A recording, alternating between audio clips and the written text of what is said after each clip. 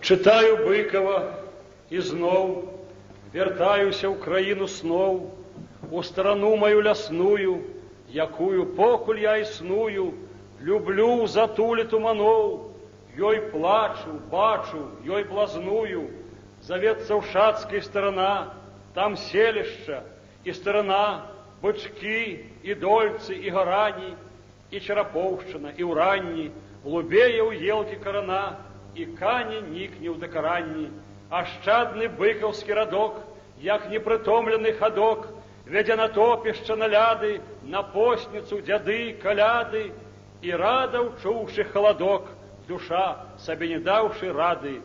З раўка бярэ разгон рака, з рыўка вітае ўзмах рука, абнылае крыло самоты, пачуеш з даўніны самоты, папрок шпака і крок грака, напоўніш золлю смутку соты, узмешкам, палазнёй, лятком, за словам быкаўскім, радком, не ўзяўшы ў павадыркі з тому, іду, вяртаючы дадому, што выціраў слязу крадком, не пахваліўшыся нікому.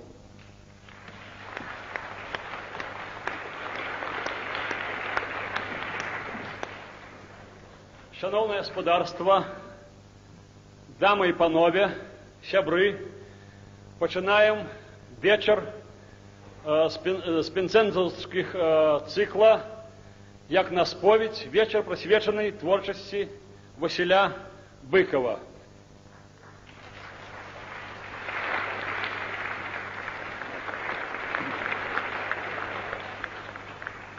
Для пачатку я зраблю каротенькую даведку пра беларускі пэн-цэнтр. Пэн расшыфроўваецца як паэзія, эсеістыка, навелістыка, а разам абрэвіатура гучыць як пэн, пяро. Калі гэта вытанчаная думка лорда Джона Галсуорсі, які стварыў міжнародны пэн-клуб, каб бараніць правы пісьменніка, правы чалавека, дачыняцца да гуманітарнага супрацоўніцтва. Эмблемою пэн-клуба пяро і шпага, мяноўна шпага, бо ёй па традыцыі баранілі гонар і годнасць. Гэта ўжо песняры імперыі, агітатар і галавар настойваў, каб да штыка прыраўнялі пяро, бо на штыках трывалася чырвоная імперыя, на штыках яна несла светлую будучыню ўсяму людству. Ва ўсім свеце існуе 116 нацыянальных пэн-цэнтраў. Наш беларускі пэн-цэнтр прыняты ў міжнародны пэн-клуб на 55-м кангрэсе, які адбываўся на востраве Мадейра ў траўні 1990 года. Беларускі пэн-цэнтр упрабаваны на ўстаноўчым сходзе ў тым жа 1990 годзе. Для калыскі беларускага пэн-цэнтру стаяў у першую чаргу Васіль Быкаў, рупіўся пра магчымасць стварэння цэнтру Алесь Адамовіч. За час свайго заснавання беларускі пэн-цэнтр дзейнічаў як неўрадавая арганізацыя, падтрымліваў краіны Балтыі на пачатку іхняга станаўлення як незалежных дзяржаваў, адпаведна праз сваіх братоў-пісьменнікаў, выступаў у абарону кубінскіх пісьменнікаў, якія у адпаведнасці з рэжымам сядзяць у турмах, падтрымліваў армянскі народ у асобе дзеячоў культуры і літаратуры пасля сумгаіцкіх крывавых падзей. У красавіку 1991 года на кангрэсе ў Парыжы беларускаму пэн-цэнтру ўдалося правесці рэзалюцыю, у якой увага сусветнай грамадскасці засяроджвалася на трагедыі Беларусі пасля чарнобыльскай катастрофы. Быў пасланы нават зварот да тагочаснага прэзідэнта тагочаснага Савецкага Саюзу.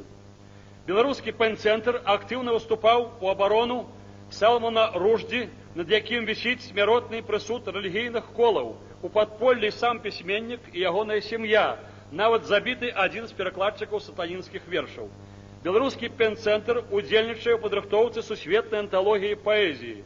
Беларускі пэн-цэнтр разам з іншымі нацыянальнымі цэнтрамі удзельнічае ў падрыхтоўцы кангрэсу ў Дуброўніку супроць вайны ў Югославіі, кангрэсу, які ў нечым паўтарае антыфашысцкі кангрэс, што праходзіў у Іспаніі у 1937 годзе ў абарону рэспублікі. Беларускі пэн-цэнтр бярэ на сябе юрыдычную і ўсялякую іншую абарону пісьменніцы Светланы Алексіевіч. На жаль, не цені мінулага, а ўсё яшчэ чорныя сілы судзіць пісьменніцу і ейныя кнігі, а трэба судзіць самі падзеі, брудную вайну ў Афганістане і яе арганізатараў і натхняльнікаў. Бо генералам вайсковым і кампартыйным хочацца хадзіць у героях. І як гэта не горка, а варта прызнаць выканаўцаў загадаў з Крамля не героямі, а ахвярамі.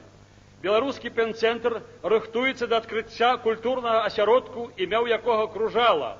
Кружала гэтак завецца ў Беларусі ганчарны круг, а ў мове маскоўскай Русі Кружала азначала карчму.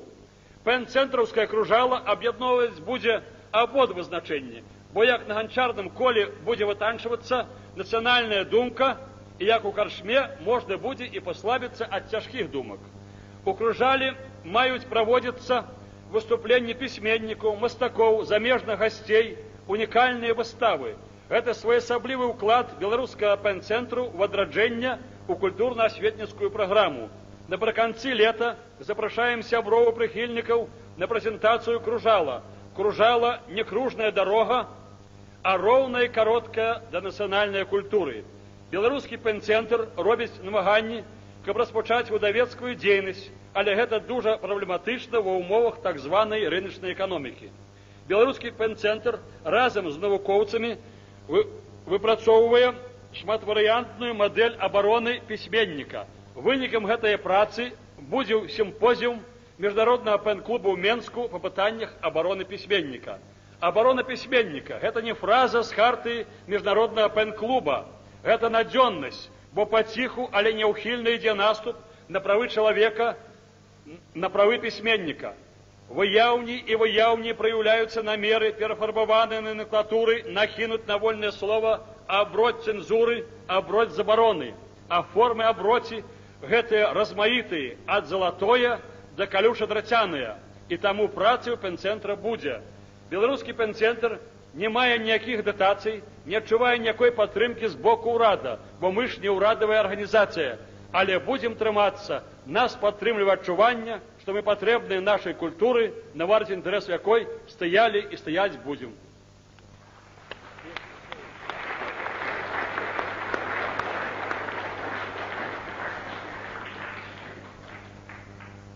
Нашча трэба чытаць Васіля Быкова. Нашча трэба думаць пра Быкова. Чытаць нашча, каб прычасціцца да бязлітаснай праўды, няўтульнай і мулкай, цвярозай і незалежнай. Думаць нашча, каб ачысціцца ад похапкавасці і мітусні, ад ліслівай хлусні і марнай мітрэнгі. Нашчыцца трэба словамі Быкова, думкамі Быкова, нясхібнасцю Быкова. Марны і наіўны занятак падбіраць эпітэты да Быкова. Два словы ўвабралі ў сябе ўсё. Словы гэтыя на ўсіх развітых мовах свету гучаць аднолькава пашанліва і ўдзячна. Васіль Быкаў – гэта пароль сумленнасці і мужнасці, гэта пароль Беларусі. Цяжка прайсці агні і воды, але найцяжэй медныя трубы. Талент на годнасць правяраецца, пазнаецца па тым, як ён нясе славу. Дык вось, якраз славу нясе Быкаў лёгка і натуральна, як неба аблокі, як упэўненая рака воды, як чалавек сваё імя. Быкаў не раз сказаў пра чорны хлеб праўды. Это хлеб быкаўскай прозы, быкаўскай эсеістыкі і публіцыстыкі, быкаўскай роздумнасці. Это самы трывалы хлеб, ім сілкаваціць муцца мужныя і дужыя. У Быкава няма пустых словаў, словаў на здобу, на скорам. Творы ягоныя маюць магнетычнае поле прывабнасці, пасля іх хочацца глядзець на свет вачыма Быкава. Да дзіву арганічна спалучаецца ў Быкава канкрэтнае і абстрактнае. Гэта ж трэба ўмець узяць косці і гэтак абрасіць іх мясам, што гэтыя косці пойдуць і зажыве чалавек. Гэта вялікі і непаўторны дар. І яшчэ ў Быкава талент мужнасці. Хто з нас сёння можа сказаць, што ён, як той млынар, малоў і не запаліўся? А Васіль Быкаў, як і Владзімір Караткевіч, быў і застаецца духоўным арыенцірам для ўсіх, хто хоча душу сваю спатоліць праўдай, беларушчынай, верай у беларускае заўтра. Бо ён, як ніхто беларус, глыбінны і маўклівы, ранімы і разам з тым недаступны, Васіль усё трымае ў сабе. Як асоба Быкаў нарадзіўся пад вялікім ціскам, так утвараюцца горы, так утвараюцца цвёрдай пароды. Лёс не рассцілаў быкаў абрусоў самабраных, яму ніколі не было роўнай гладкай дарогі. Сотні разоў лёс выпрабоўваў яго на разрыў. І сёння, калі над ім паспрабавалі пахадзіць з махаламі крытыкі, Васілю Быкаву жывецца не так уже і лёгка. Шмат каму з высокарангавых чыноўнікаў да сваіх жа братоў-пісьменнікаў няўтульна ад таго, што піша Быкаў, што гаворыць Быкаў, што думае Быкаў. Васіль Быкаў – светлы апостол нацыі, светлы, бо чысты ў думках сваіх, у памкненнях сваіх, у клопатах сваіх, пра хлеб духоўны, пра адраджэння, пра трыванне на зямлі ўвогуле. У ім лепшыя рысы народа. Нарадзіўся на зямлі полацкай, а земля гэтая цемя нацыі, а мяноўна ў цеме і меце заўсягды вораг. Быкаў першы, хто сказаў непажаданую савецкай імперыі праўду пра вайну, пра рассяляніванне, пра чалавека, ахвяру нечалавечага рэжыму. Беларусь, беларускую літаратуру і культуру ведаюць у свеце з Васіля Быкава. Савецкая ўлада в асобе яе несуецейшых прадстаўнікоў выпрабавала ўсе сродкі, каб зламаць волю Быкава, каб зрабіць прыручана хатнім небакрылага. Не дапамаглі ні правакацыі, ні пагрозы, ні высокія ўзнагароды, ні адказныя тытулы. Тытул Васіля Быкава адзін, і ён ад Бога сумленны, сусветным імем пісьменнік. І да гэтага часу ратуе Васіль Быкаў ад беспрацоўя армію паклёпнікаў, стукачоў, верных учарашняму дню. Але нельга ні прынізіць, ні ачарніць апостала. Апосталаў мала, апосталы нараджаюцца рэдка. Нацыя датуль жывая, пакуль жывуць яе апосталы. Пакуль будзе гучаць быкаўскае слова, будзе жыць дзяржава, роўная між роўных у свеце. Жыве Беларусь!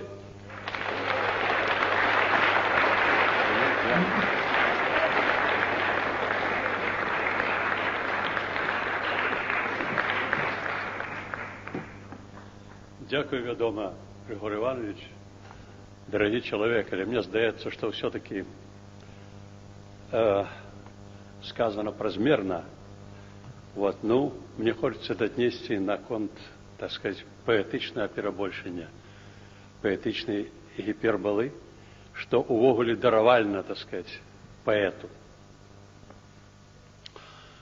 Шановні спадарі і спадарыні, перш за все, дякую великий вам за то, что вы сюда пришли на этот вечер, да еще купили билеты, платили гроши. У свое оправдание я только хотел бы сказать, что это первый у моем житті платный вечер. Ну и тому, конечно, есть свои причины. Найпершая причина – это, вядома, коммерциализация культуры, якая теперь пошла. И для того, как вот нам с вами сустрэцца, треба платить некие велизные гроши, хоть бы за это помешкание, за это пару годин, якие мы тут будем. Вот это прелести, так сказать, нового часу. Хотя, натурально, был інший час, все это выглядало неяк інакш. Але я хотел бы сказать, что калі уже не шанцуе нации у житті, так ее не шанцуе при кожным ладе, хоть социалистичный, хоть капиталистичный, завсёды знойдется некий бок, который, ну, ніяк не на кшталт этой нации. Так вот, якраз, калі мець на увазе культура, цяпер у гэтыя гады перабудовы, гады, так сказать, звароту на натуральны, я б сказаў, эканамічны і наогул палітычны шлях, якім ідзе ўвесь свет, гэта культура зноў жа апынула, наша нацыянальная культура апынулася ў становішчы страшэнна цяжкім. І тут, можа быць, так сказать, суцяшаць нейкай меры хіба той факт, што ў цяжкім становішчы апынулася ўсё грамадства. Ну, натуральна, у тым ёсць віна, безумоўна, усяго грамадства. Бо цяпер ужо абсалютна відавочна, што ў тым, што адбылося, вінаваты не Гарбачоў, не Віскулі з Белавежы, у Белавежы, ні кіраўніцтва, ні Савет Міністраў, ні Верховны Савет сучасны, ні беларускі, ні расійскі, у тым, што да чаго мы дажылі, вінаваты, конечно, пэўны выбар, які быў зроблены не намі, нават не нашымі пакаленнямі, які быў зроблены ў 17-м годзе. У 17-м годзе наша грамадства звярнула з магістральнага шляху, гістарычнага шляху натуральнага чалавечай гісторыі, звярнула некуды ў бок, і праз вялізныя намаганні, праз кроў і ахвяры урэшце уперлася ў тупік. І цяпер, конечно, выйти з гэтага тупіка шчаслівым чынам не ўдасца. Гэта пэўна. Трэба усяму грамадству, усім нацыям, якія, так сказать, маюць дачыненне да вялікага кастрычніка, відаць, прынесці нейкія і вельмі вялікія ахвяры, што мы і робім. Таму я хотел бы сказать, что, конечно, мы можем предъявлять многие претензии нашему кіраўніцтву, палітычным партыям, але у тым з тых, хто цяпер жыве, не вінаваты ніхто. Відаць, сапраўды важна толькі зразумець, што шлях быў памылковы, што ішлі мы не туды, развіццё ішло ненатуральным, абсалютна антычалавечым чынам, і трэба выбірацца. Як выбірацца, гэта ўжо іншая справа. Хочацца, конечно, выбірацца не вяртаючыся назад, нейкім чынам пераскочыць у нейкі іншы цягнік, але, відаць, гэта не выйдзе. Ну, і мы бачым разбурэнне культуры, разбурэнне духовнасці. Я уже не кажу про экономику, которая, так сказать, просто не может існаваць и не будет існаваць. И навряд ці можно яе, так сказать, нейкими поправками, нейкими компрессами або долларовыми, так сказать, инъекциями поправить. Видать, ничего не выйдет. Тая экономика, которая показала свою несостоятельность, она повинна разбуриться. И она бурится, не гледзячы ні на якія захады. И только пасля яе разбурення пачнецца прорастать новая, конечно, капиталистичная экономика, потому что іншай нема.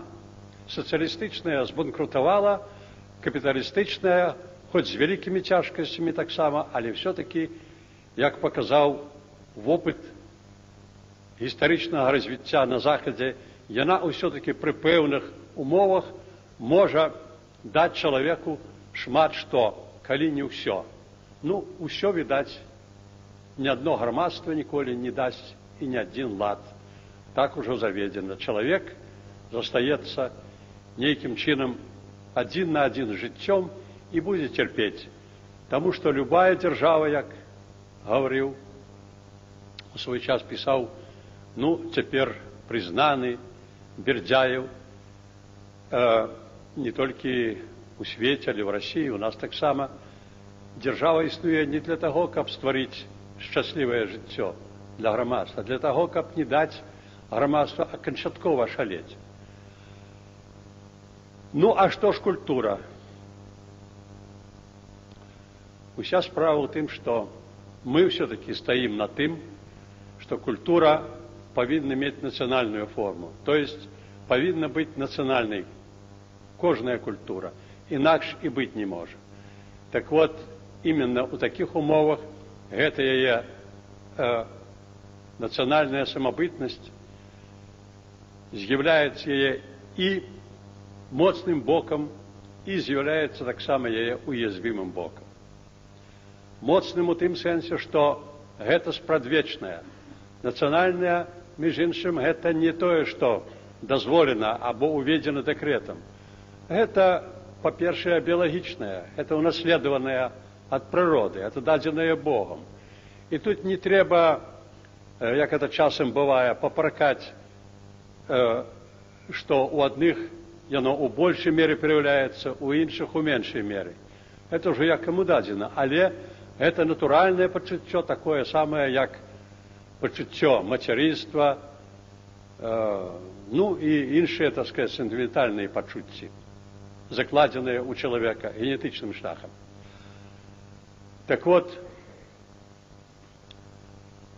один из сподіванок тепер все-таки на то, что национальная культура неяк витримає, іменно дякуючи своєму, перш за все, національному менталітету.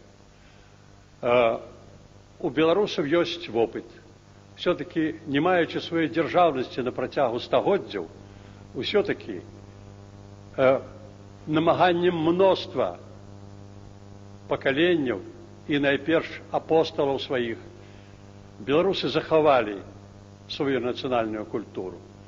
Были периоды, когда она зусім амаль что зникала, тем не меньше она засталась. И поэтому на вот у таких умовах, особливо у конце 20-го стагоддзя, мы все-таки думаем, что яна еще затрымается на неким краечку и адновить свой натуральный процесс адраджения и росквиту. Я не ведаю, як я не рихтаваўся, ніякай у мяне няма, так сказать, лекцыі на гэты конт. Я заўсёды ў такіх выпадках шкадую, што я не магу паказаць тое, што б забавіла, так сказать, захвоціла публіку, которая мяне слухае. Вот, тым больш, што цяпер грамадства наша зняверылася, і яно куды больш давярае таму, што бачыць, а не таму, што чуе, бо за шмат гадоў наслухалася такога, што цяпер, так сказать, не хочацца пра гэта і думаць, і чуць. Но, на жаль, моя прафесія нічога іншага не придумала, як зноў жа словы, або напісаныя, або, як у даным выпадку, сказаныя словы. Каб я яшчэ мог вам праспяваць, дыстанцаваць, ды, так сказать, нешта паказаць было б куды лепш, але, прабачце, гэтага не будзе. Поэтому я думаю, что, паколькі я бачу тут аўдыторыя все-таки розная, і много моладзі, і людзі сталага ўзросту, я думаю, что мы звернемся да традыцыйнага методу правядзення таких імпрэз, і просто вы задасце мне пытанні, а я у силу моих магчымасцей і здольнасці постараюся на іх адказаць. Адно гарантую вам шчырасць, тому что інакш такая сустрэча просто не имела б ніякага сэнсу. Калі ласка.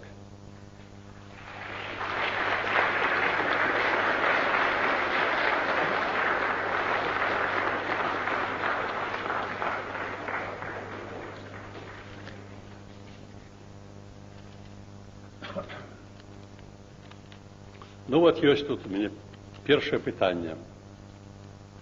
Ваши герои, как правило, люди сильные духом, которых породила та система, которую мы так сейчас ругаем. Как могла такая система воспитать кристально честных людей, которых было большинство? Ведаете, у такім выпадку я заходжу з такой установки, что люди розныя. Нават ніякае сацыялагічнае даследаванне, которых цяпер развялося много, розныя институты и установы этим занимаются, не могут дать все-таки правдивую картину вот этих соотносин большинства и меньшинства людей, сумленных и несумленных. Люди розные. По-перше, розные хоть бы уже тому, что понятие сумленности и несумленности вельми адносные понятия, релятивистские понятия. И тому тяжко сказать. Вы бачите на протягу яких-нибудь 3-5 годов, як это змянилося, так сказать, у нашем громадстве. Як наши маяки, на которых нас закликали равняться не только и у литературы, а в громадстве, наогул, які яны, так сказать, оказались далекие от сумленности. И наоборот, вот. Громадство выхоўвае рэжым, лад, заўсёды выхоўвае усім сваім комплексам людзей. І калі мы раней лічылі, што чалавека выхоўвае камсамол, або камуністычная партыя, або школа, або універсітэт, то гэта, конечно, было вельмі прыблізна. Чалавека ў наш час выхоўвае жыццё. Увесь жыццёвы комплекс, пачынаючы ад двара, дзе вот цяпер цёпла, і яшчэ дашкольнікі, так сказаць, бегаюць, у іх там ідуць нейкія справы. Справы ідуць там і даволі важныя, і вельмі важныя. Там ідзе выхаванне таксама. І канчаючы пенсіянерамі, которые чытаюць праўду і продолжаюць, так сказать, сябе выхоўваць.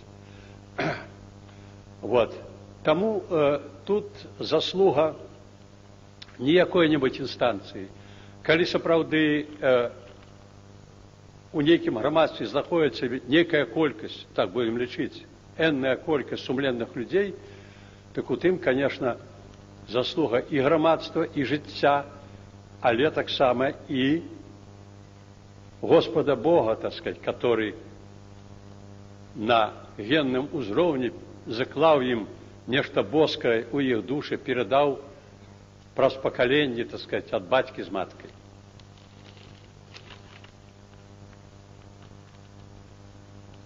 О чем болит душа? Что бы вам хотелось довести до читателя? Ваша нераскрытая тема. Душа болит у письменника, безумоўна, тым, што чым яна баліць у кожнага чалавека цяпер. Тут не трэба сацыялагічных даследаванняў. Усе мы грамадства хворыя, усіх адна і тая ж хвароба. Это вядома. Іншая справа, як літаратуры адносяцца да гэтай хваробы грамадства.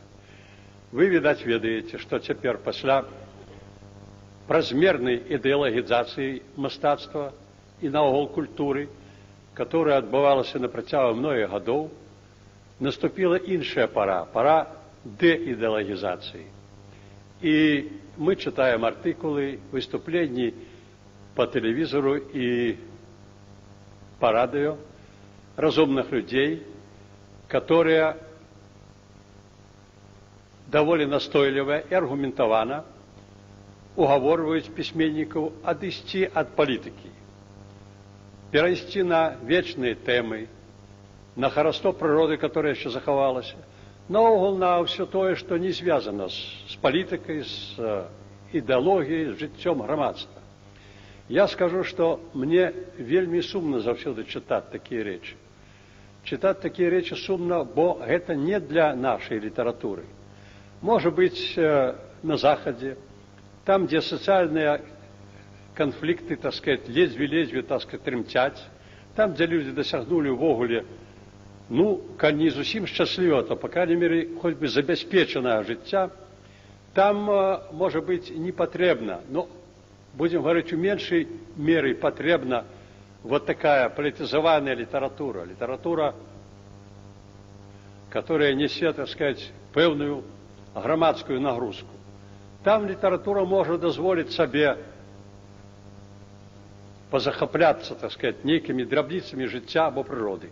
Але у нас литература народа, который на працягу многих стагоддзяў вымушаны весці такое жыццё, трагічна, я б сказаў, жыццё. Як можа літаратура, як можа наша мастацтва і наша культура абстрагавацца ад гэтага пакутнага, трагічнага жыцця народа? Тут просто, каб яна хацела нават, каб яна ставіла перад сабой такія мэты, я думаю, што яны былі просто немагчымы для ажыццяўлення. Таму што жыццё будзе ўтаргацца, так сказать, будзе уладарна патрабаваць удзелу літаратара, наогул мастака у грамадскім жыцці. І тут, конечно, для мяне, напрыклад, калі гаварыць пра расійскую літаратуру, вядомыя радкі Некрасава, яны з'яўляюцца все-таки запаветам для письменника. А у выяўленчым мастацтве я вам скажу, что як бы цяпер, так сказать, не квітнела, вырвавшееся на свободу наше выяўленчае мастацтва, но все-таки тыя самыя перадвижнікі, реалістычнае мастацтва, яно, по крайней мере, для свайго часу і для нашай гісторыі, яно куды як высока лунае. І нашему мастацтву самовыраження, я думаю, что далёка, так сказать, до гэта. А болі ўсё тыя самыя. І калі гэта ўсё адбаліць, это цяжка сказаць.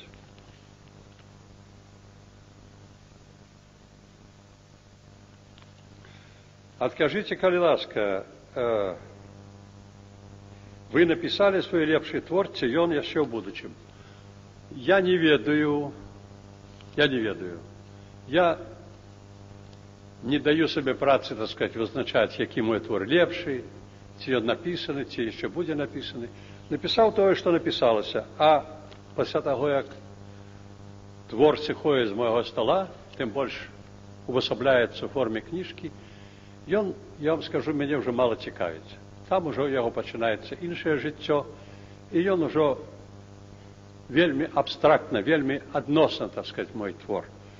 Это просто уже нейкі твор літаратурны. Наконт будучыні, конечно, цяжка нешта загадваць. Вы бачыце, што цяпер ўсё мастацтва і літаратура спынілася на нейкім раздарожжы. Это адносіцца не толькі да нашай беларускай літаратуры. Это, я думаю, што усе літаратуры посткамуністычнага грамадства. Чаму так адбылося? Я не магу вам адказаць. Прычыны, відаць, тут вельмі складаныя, нейкія внутраныя прычыны, тым не менш, это так. Мы это бачым на прыкладзе, самай актыўнай расійскай літаратуры, на прыкладзе іншых літаратур, і нават прыбалтыйскіх літаратур. Відаць, тое, што адбылося надта нечакана, і ўсё-такі мастацтва, яно пэўнай ступені тугадум, і яно нешта зразумее толькі праз нейкі пэўны час. Ну, а тое, што яно зразумее, асэнсуе, і што появится, так сказать, вельмі важная, вельмі значная, так сказать, шекспіровская масштабу творы про наш час, это безумоўно. Потому что такие страсти для мастацтва не могут быть, так сказать, згублены. Яны будут реализованы. Яны будут сублимированы в любой форме. Это безумоўно. Ваши адносіны да беларускай праваслаўнай царквы. Мои адносіны да царквы праваслаўнай, і не толькі праваслаўнай, і да каталіцкай, і да уніяцкай, і да іншых канфесій, вельмі роўныя. Я вельмі рады, што царква атрымала свае магчымасці. Новая хрысціянская рэлігія, можа быць, і іслам таксама.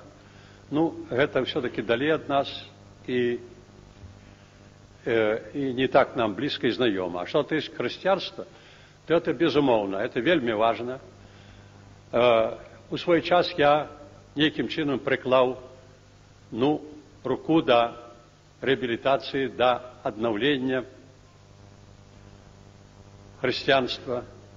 Памятаю, полемизовал в «Комсомольской правде» с профессором Кривилем, таким авторитетом усесоюзным по христианству. Все было. Ну, конечно, при жаданні можна знайсці вельмі шмат хібаў вялікіх і малых, у тым ліку і грахоў у гэтай канфесіі, але, як і ў іншых. Але я сказаў бы, што тут, што калі б гэта не было Богам дадзеная рэлігія, яна не прытрымалася б 20 тысячагоддзі. За 2 тысячагоддзі, вы ведаеце, вельмі шмат розных духоўных, філасофскіх іншых плыняў нарадзіліся, расквітнелі і згінулі. християнство живе. И значит, оно потребно.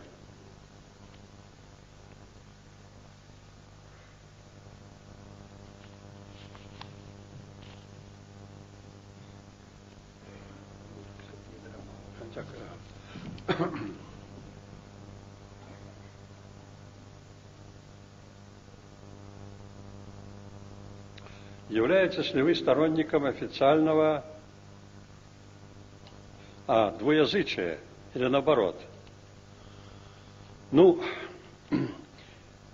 я бачу, что это написал человек русскоязычный. Я хотел бы, звертаючись сюда русскоязычно, сказать вот что. Конечно, можна зрозуміти тих, хто, живучи на Білорусі, на протягу 70 год, користався, ну, у сфері, так сказати, русской мови, своей мовой, где она была амаль што родной і для гэтых людей, і для многих іншых, у тым ліку і для беларусаў. Але справа ў тым, што становішча гэта можна зразумець, але яго нельга апраўдаць. Бо калі сапраўды у нас адбыліся такія змены, і калі Беларусь стане сувереннай дзяржавай, то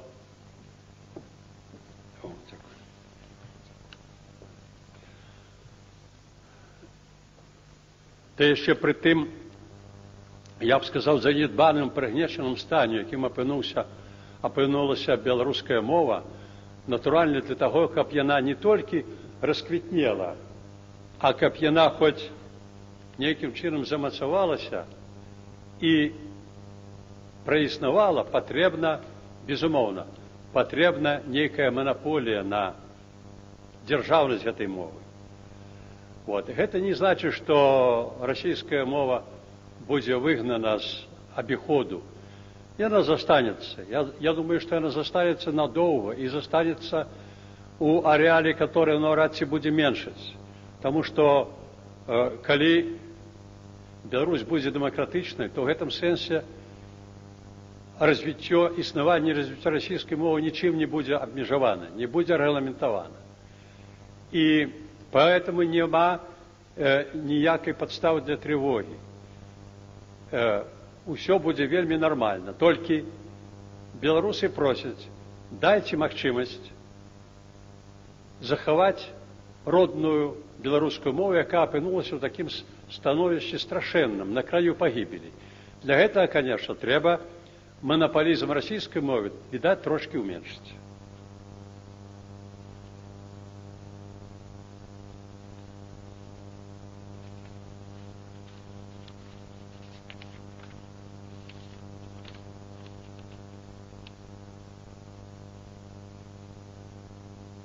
Ваши адносіны да згуртавання беларуская шахта. Ну, як і кожная грамадская арганізацыя, я думаю, што яна натуральна мае права на існаванне. Там будзе, відаць, ісці нейкая работа. Калі гэта все будзе ў дэмакратычных рамках, то это все будзе, так сказать, вельмі натуральна. І дэмакратычная дзяржава, я думаю, што створыць усе ўмовы для таго, каб існавалі такого рода арганізацыі.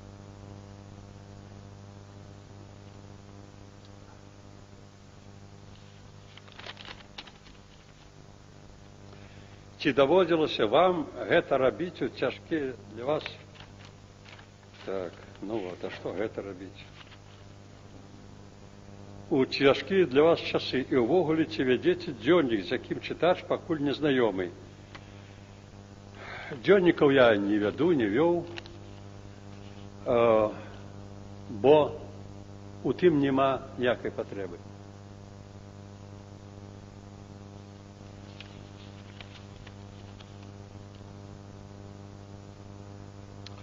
Были ли вы коммунистом? Если были, то до какого времени? Сохранили ли вы партбилет? Я не был николи коммунистом, и поэтому не пришлось ничего сохранять. Сталкивались ли вы в процессе своего творчества с явлением социального заказа? со стороны руководителя КГБ правительства. Ну, не, конечно, мне, по крайней мере, таких заказов не поступало. Увогуле, вы ведаете, что заўсёды у партийных программах, у мерапрыемствах, якія праводзіліся партийными органами, были пэўныя заклики, пэўная, так сказать, накіраванасць там сацыяльная і мастацкая нават. Но але ўсё гэта было увогуле, і, по крайней мере, до моей персоны гэта не доходило.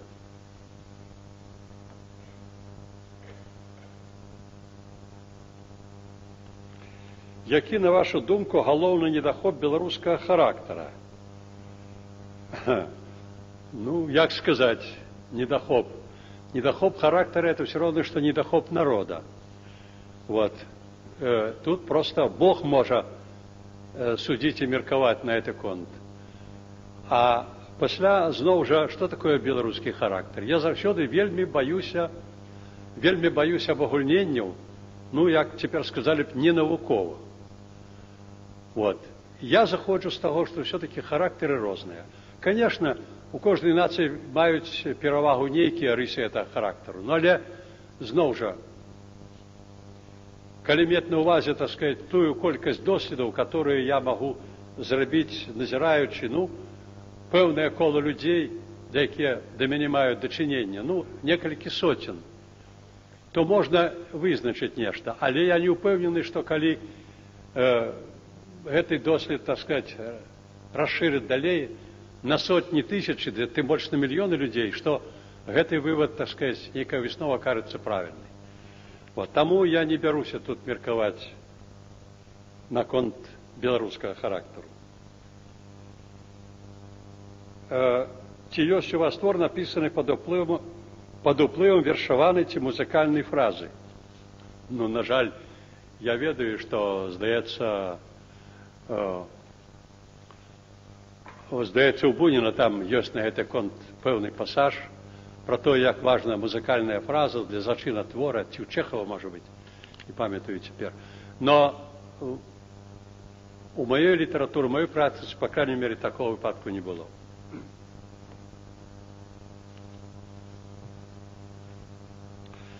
Як вы лічыце, ці зніжае беларуская крытыка ўзровень беларускай літаратуры сваёй завышанай неадэкватнай ацэнкай?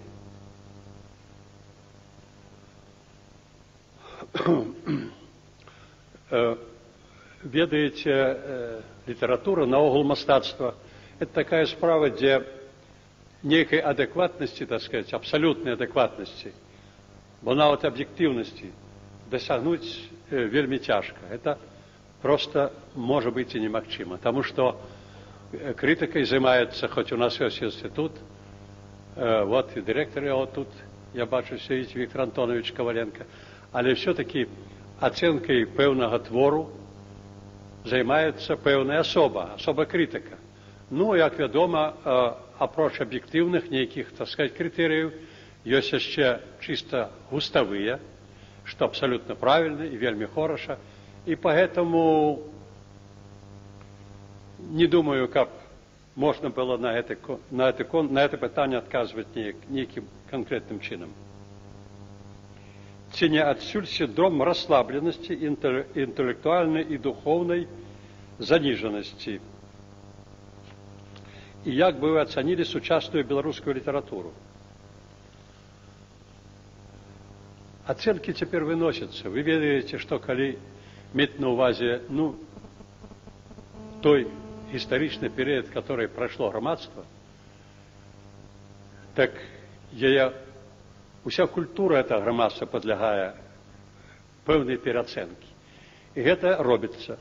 Потому что, может быть, сапраўды только цяпер з'явілася магчымасць да нейкага новага прачытання. Это не значит, что усе ацэнкі ранейшых гадоў и ранейших критиков и литераторов были несправедливыми. Конечно, много было справедливого, але и пэўна были некие однобоковости, которые вытекали из разных причин. Вот. Я думаю, что час Усе ацэніць як трэба і расставіць усе кропкі.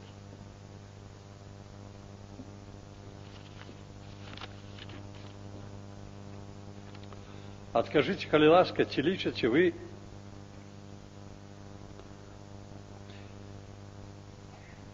сённяшнюю моладзь добрымі нашчадкамі будучай Беларусі? З'яўляецеся ли вы членамі якой-небудзь арганізацыі? І вялікі вам дзякуй ад вучняў Беларускай эканамічнай гімназіі. Зноў жа цяжка ацэньваць моладзь, тым больш, што чалавек сталага ўзросту вельмі рызыкуе, калі ён катэгарычна выносіць нейкі прысуд моладзі. Гэты прысуд заўсёды будзе несправядлівы.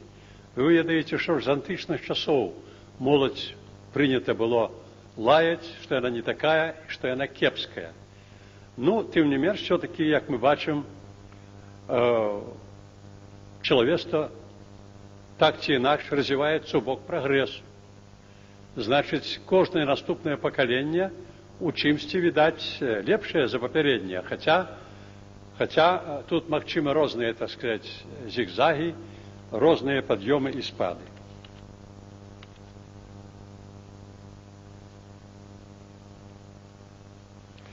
Якую роль адыгрывае падсвядомае ў вашай творчасці? У творчасці заўсёды, і не толькі ў мастацкай творчасці літаратурнай, падсвядомая іграе вельмі вялікую ролю. Это можна назіраць на творчасці многіх вельмі вядомых аўтараў, і нават Жорж Семенон, напрыклад, я цяпер успамінаю, пісаў, што творцы ніколі не бываюць, звычайна не бываюць інтэлектуаламі, таму што у іх зусім іншыя, так сказаць, спосабы мышлення. І падсвядомыя, так сказаць, падкоркавыя працэсы, конечно, у іх іграюць, так сказаць, галоўнейшую ролю. Гэта безумоўна, відаць, это так. Можа быць, я, конечно, не назіраў, не праводзіў нейкіх назіранняў, так сказаць, даследаванняў уласнага працэсу, але мне здаецца, што гэта справядліва. Ці лічыце вы моладзь нашу здольнай праводзіць далей, шырыць адраджэнне? Безумоўна, моладзь і павінна гэта рабіць. Як яна гэта будзе рабіць, гэта я не ведаю. Відаць, пакуль што мне так здаецца, што яна ў гэтым удзельнічае недастаткова. А гэта ўвогуле яе справа, таму што плёнам адраджэння, ну, найперш культурнае адраджэнне, хоць бы, карыстацца ёй, моладзі, наступным пакаленнем, а не пенсіянерам, не старым, так сказать, дзеячам культуры, которые не сёння, не завтра развітаюцца з гэтым светом.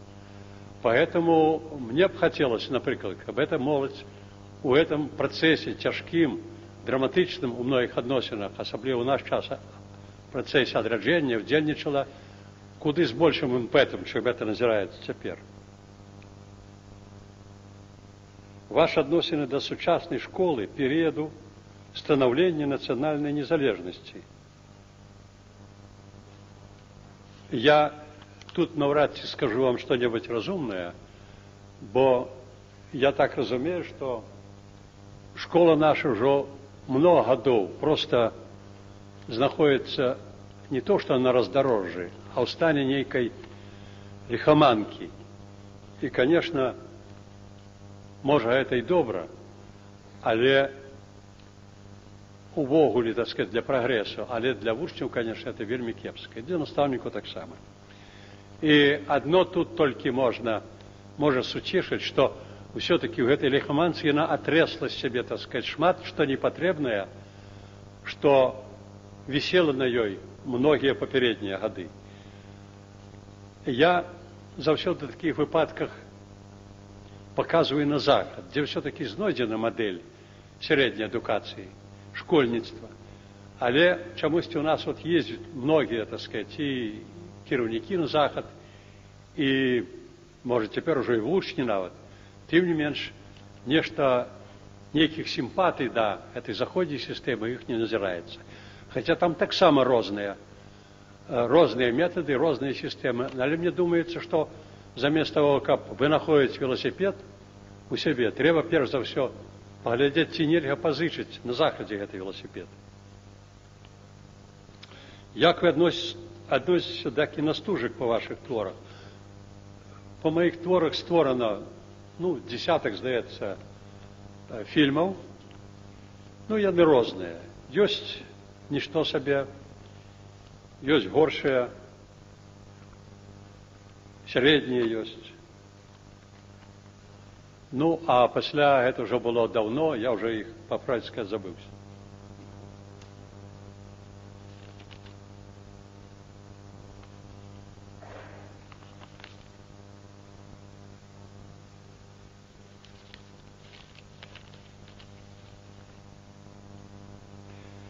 Дзе і як вы сустрэлі смерць Сталіна і вашы адносіны да журналістаў? Нейкі надта вялікі, так сказаць, разброс пытанняў. Смерць Сталіна я сустрэў, калі это цікава, на далёкім усходзе, на Сахаліне. Я тады служыў у войску. Я не скажу, што ў адрозненне ад некаторых это на мяне надта падзейнічала. Я проста ў той час ціха адчуў, што наступяць нейкія перамены.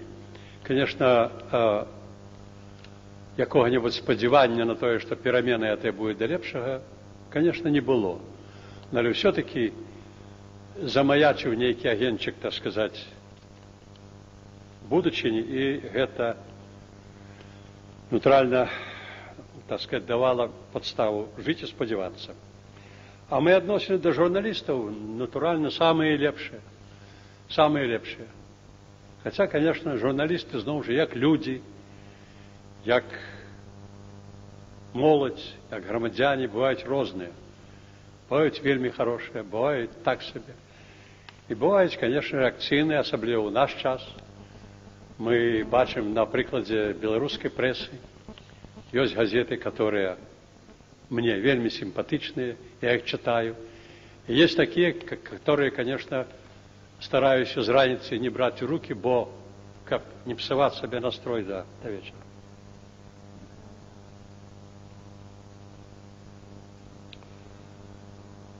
Ага. Тут я не отказал еще на питании в одной записке. Кто для вас есть Достоевский? Той самый, кто и для вас, я мог бы сказать. Это, безумовно, великий письменник. И не только письменник. Я читал неколи его бесы, коли еще его этот твор не выдавали. И он меня поразил этими аналогиями, какие, так сказать, можно было оттуль брать, переносить на нашу речаісність. Это просто его здольность этого предвидения незвычайная. Это мог, это нават не функция в данном выпадку письменника, это нечто большее. Это безумовно. Ці бачу я у ім выразніка беларускай душы? Ці ёсць у вас нейкае адчуванне тоеснасці з Достоевским? Я думаю, что это может быть некое, есть там нечто, я не ведаю, просто я над этим не думаю наконт Достоевского, як выразника белорусской души. Тем больше себе я з ім ніколі не параўноўваў.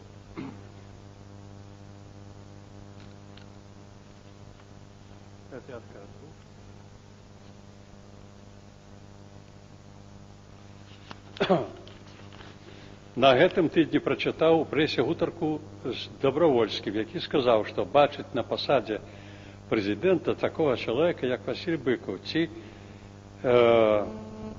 возьмецесь вы за гэтую справу і ўвогуле, які чалавек павінен займаць гэтую пасаду. Безумоўна, гэта, так сказать, великае перабольшанне старшыні сацыял-дэмакратычнай аб'яднанай партыі. Ці не палохае вас існаванне сярод кола адраджэнцаў, прыстасаванцаў, рэнегатаў? Мяне это не палохае, але я лічу, што это непазбежны працэс. Усюды ёсць прыстасаванцы, усюды ёсць рэнегаты, асабліва ў грамадскіх рухах. Што тут зробіш? Асабліва пасля такой истории, которую мы пережили, особливо таким, не то что расколотым громадстве, а просто раздробленным громадстве. Громадстве, хоть многие скардятся на чрезмерную политизацию этого громадства, я бы сказал, что наше белорусское громадство наполовину не политизовано так, как треба. Потому что, как оно было политизовано у певной необходной меры, яно б не жило тым жыццём, которое яно цяпер жыве. Тыя грамадствы, дзе палітызацыя, так сказать, дасягае сваёй нормы, яны дамагліся лепшага жыцця. А беларусы яшчэ ўсё продолжают спаць.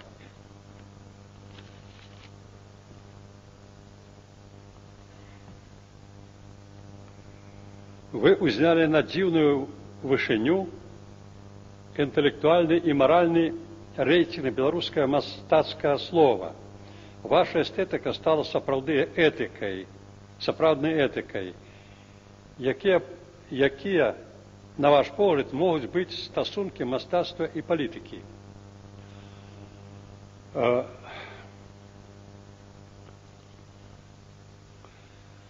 Ну, я не думаю, как я узнял на дзіўную вышыню интеллектуальный и моральный рейтинг белорусского мастацкого слова. Все-таки мастацтво адрозніваецца от спорту. Тут нельга, так сказать, секундомером вызначыць рейтинги пэўных аўтараў и всего мастацтва. Это вельмі складаная и адносная справа. Іншая справа, что не только в белорусском мастацтве, а наогул у советским, будем говорить, мастацтве, советской литературы, некалі мастацкое слово значило вельмі шмат. Не тому, что оно заслуговывало, ці было таким важным, таким самоценным для громадства, а тому, что іншага морального выразника у нашем громадстве не было, у советском громадстве я маю на увазе. Литература, ну, яшчэ некаторыя мастацтвы былі адзіным, абмежаваным, рэгламентаваным, неўдалым у многім сэнсах, але все-таки выразником. И, конечно, ему не удалося этому мастацтву зрабіць усё так, как хотелось, як бы ему належало это зрабіць. Але цяпер, калі зірнуцца назад и у пэўных гістарычных варунках, так сказать, оценить его, то мы павінны просто зняць шапку перед гэтым мастацтвам, перед яго лепшымі творцамі і яго лепшымі рысамі, асабліва именно у галіне морали, нравственности.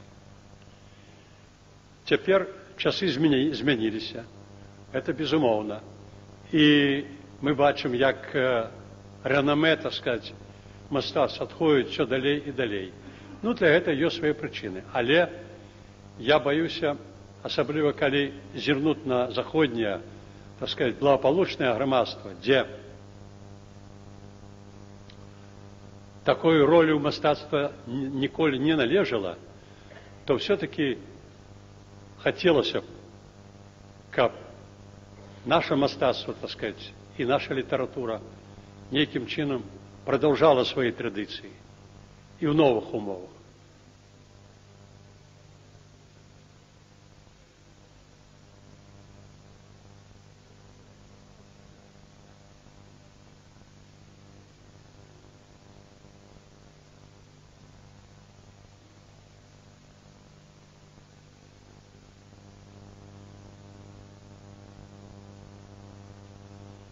Ці не з'яўляецца Шекспир вашим любимым письменником?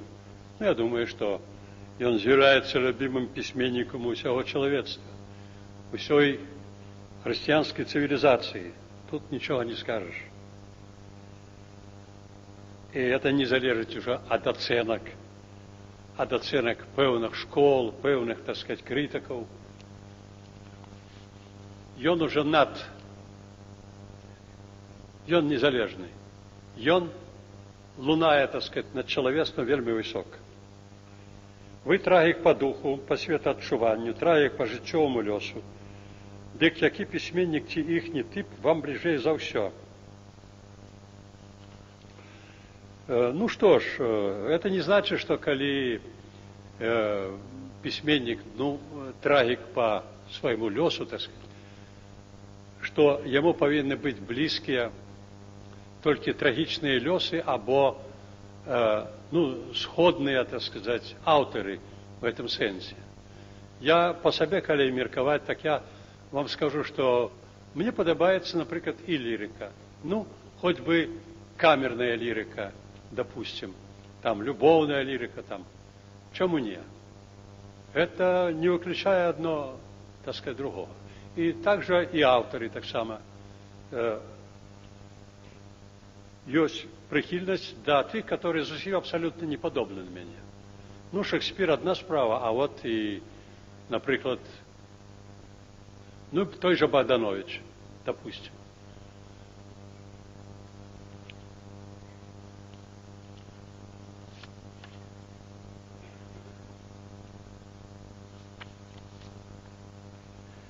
Ці не лічыце вы, што як мастак Василь Быков стаіць многа вышэй палітыка апостола нацыі Василя Быкова? Я не апостол нацыі і нават не палітык.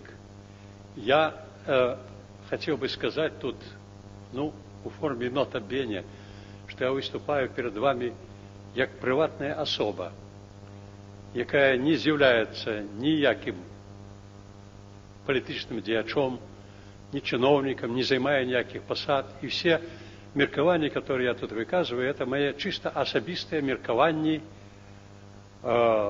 родового громадянина, можно сказать, письменника Быкова. А то, что говорил Григорий Бородулин, я ему, конечно, вельмі вдячны за это, я уже сказал, что это у моим разумении до меня не относится. Мы бачим у вашей особи, перш за все, эстета. Эстета экзистенциализму, а не великую эмпиричную фигуру отраджения. Ваша мастацкая практика перевзыходит вашу политичную деятельность. Вы мастак глубинного складу, апостол литературы, не только нашей, а перш за все сусвету, и хотелось, каб вы збераглись яшчэ доўгія гады для литературы сусветной, а не только белорусской. Мы разумеем вашу быковскую страстность, глубокий отчай на Беларуси, якой амаль уже хутка может и не быть. Глубокий отчай по Беларуси. Але нехай это, дорогие вы наш, трансформуется все в эстетичную, а не политическую сферу. И мы вас зразумеем не меньше. Конечно. Вот, только, может быть, и мне это хотелось бы. И мне это хотелось. Но апроч, так сказать, моего, так будем говорить умовно, таленту, есть еще, как я уже говорил, и мое громадянское сердце. И коли я бачу, например, что у житті отбываются несправедливости, самые разного масштабу, относительно до нации, або, может быть, относительно до громадянина, як вот говорил президент пен-клуба, относительно до нашего собрата по Перу, вот как Светлана Алексеевич, который за это творчество, так сказать, тягают на суд. Так, ці могу я тут обойтись только, как тут сказано, моими литературными, так сказать, здольностями, не використовуючи и моих неких політичных памкненняў. Наогул, калі ўжо закранаць гэтую тему, так я скажу вот, што калі цікава мои адносіны. Конечно, вельмі важна мастак, вельмі важна для грамадства и для истории грамадства талент. Это заўсёды было важно. І я поважаю кожний талент. Але все-таки для меня, может быть, это неправильно, тем не меньше, для меня субъективно громадянская каштовность человека все-таки перевозыходить его мастацкую, так сказать, каштовность. Потому что и наоборот, я готовый, так сказать, даровать любые слабины мастацкого сенсу литературного, допустим, письменнику, литератору, коли он проявляется как громадянин, как особа, которая, так сказать, потребна нации, перш за все, у, так сказать, теперешнем громадянском сенсе. И наоборот, я не могу даровать таленту, нават признаному и безумовному таленту, коли он свой талент або свою громадянскую позицию отдае во услужение реакции. И коли это услужение накировано супроть громадства, супроть нации.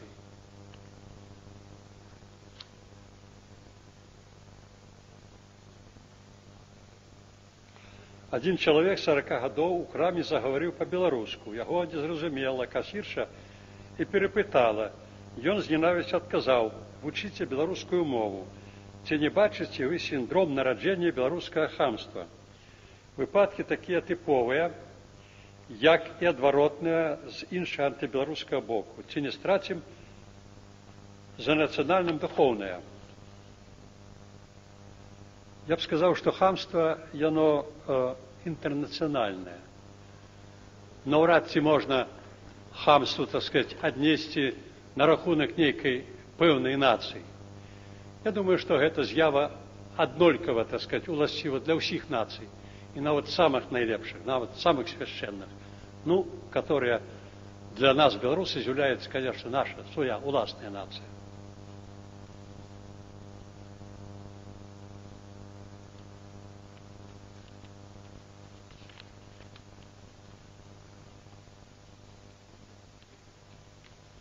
Так, это я отказываю. Ваше дачыненне до беларускай эмігранцкай літаратуры. Ну, якія дачыненні? Раней я ведаў, што там ёсць нейкая літаратура, але ніякага дачынення да я не меў. Цяпер з'явілася магчымасць. Вот у нас появіліся выданні, у тым ліку у Беларусі, і з-за мяжы появіліся кнігі. И я скажу, что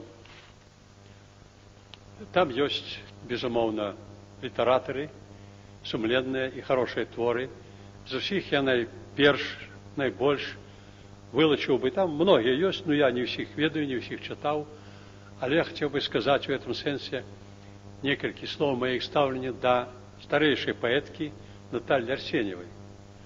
Это, конечно, выдатная громадянка Белоруссии. Это, конечно, выдатный поэт и великое несчастье нашей нации, что яна на протягу стольких годов, амаль что 70 годов, была отлучена от своей нации. Тем не меньше она працавала. Вот теперь вышли для книжки, их треба читать. И мы убачим, як яны потребны. И перш за все убачим, что именно у нашем этом море и нашей литературы не хапало вот именно такой цеглинки, так сказать, якую нам дала и створила Наталья Арсеньева. Ці не здаецца вам, что белорусской литературы уже не узнимется, бо большасць насельніцтва читае российскую литературу, фантастику, детективы и так далее. А это абсолютно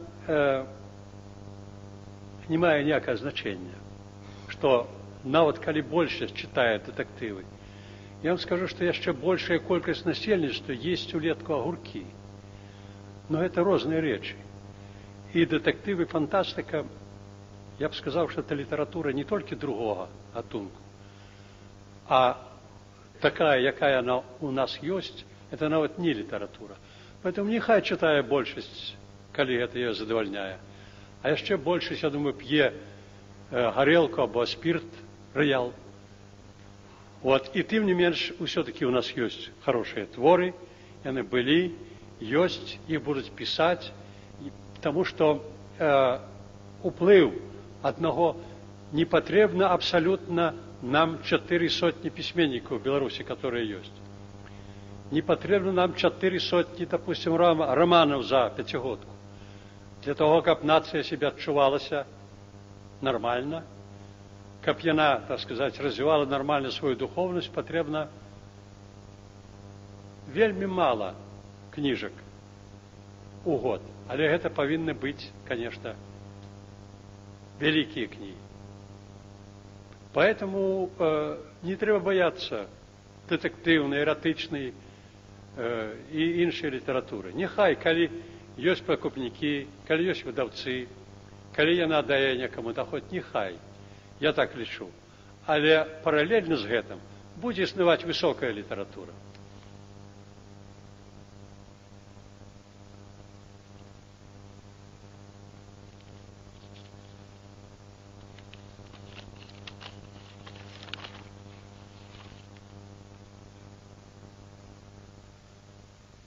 Адкажыце, калі ласка, як вы адносіце да экранізацыі вашых твораў, ці задавальняюць яны вас?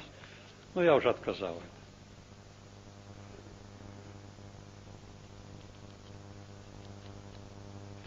И наогул я повинен сказать, что такого рода питання, хотя на таких встречах их завсёды бывае вельмі много, питання, як вы относитесь до кого, яны не самые удячные для автора, потому что, по-першее, это ничего не значит. Я могу относиться, это все равно пытаться, як вы относитесь до Петрова, который живет там на такой-то улице, на таким-то поверсе. Я могу до него относиться, допустим, кепско. Это не значит, что он кепский человек. Ну, у меня такие до него относины, потому что он, допустим, позычил у меня 100 рублей, и до этого не отдает. А в огуле он выдатный может быть человек. Тому это чисто такие субъективные относины. Это, звичайно, бывает, пытаются еще вот у письменников, як яны адносяцца до своих суседзяў, так сказать, коллег по працы. Адносіны могуць быць розныя, але гэта просто не цікава для широкой аудитории. Ці існуе на сённяшні дзень нешта, што перашкаджае вам самавыказацца, дарэшты, як чалавеку, як пісьменніку, як палітыку. А вы думаете, что по шляху до самовыказывания стоит только цензура и редактура? Я вам скажу, найперш, до этого самовыражения, коли так по-русски звыкло кажучи, стоит не гэта, а чисто мастацкие магчымасці.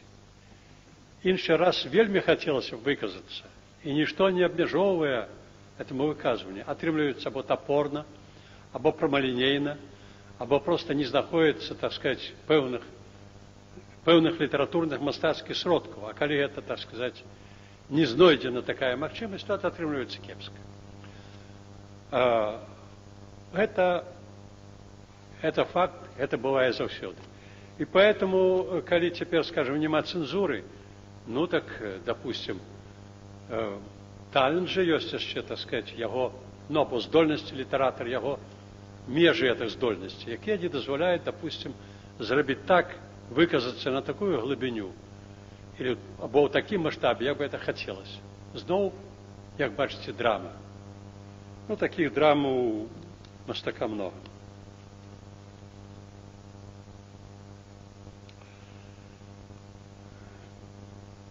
Адносіны да бацькаўшчыны і з'езду беларусаў свету.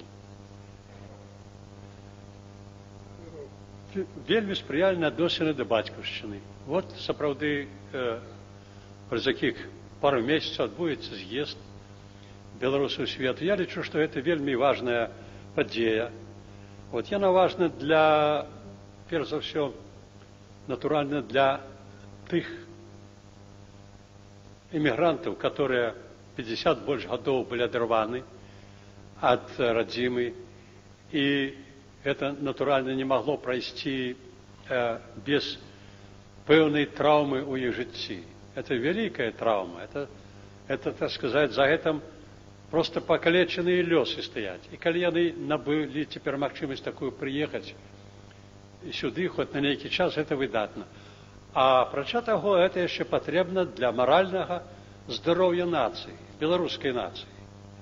Это абавязкова, таму што не толькі трэба мець на ўвазе, не толькі грамадства, не толькі чалавек, персона мае абавязкі перад грамадствам, но і грамадства мае абавязкі перад грамадзянінам. Поэтому, калі мы патрабуем выканання свайго у гэтым сэнсе доўгу ад эмігрантаў адносіна да метраполіі, так сказать, то і метраполія павінна выканаць свае абавязкі перад гэтымі людзьмі. Военный союз с Россией и КАФ. Я не уяўляю, якія могуць быць адносіны до этого союза, до этого вступления в этот союз, демократично настроенного человека, апроч як абсолютно адмоўных. Это великое несчастье, калі это адбудзецца. И тут, конечно, все-таки, калі гэта пытанне будзе вынесено на референдум, так беларусы як нацыя не просто выкажуць свае адносіны, яны перш за ўсё засведчаць узровень сваёй нацыянальнай самасвядомасці і грамадзянскай самасвядомасці таксама. Вот в этом сенсе для мяне, так сказать, вельмі важны той референдум, который плануецца.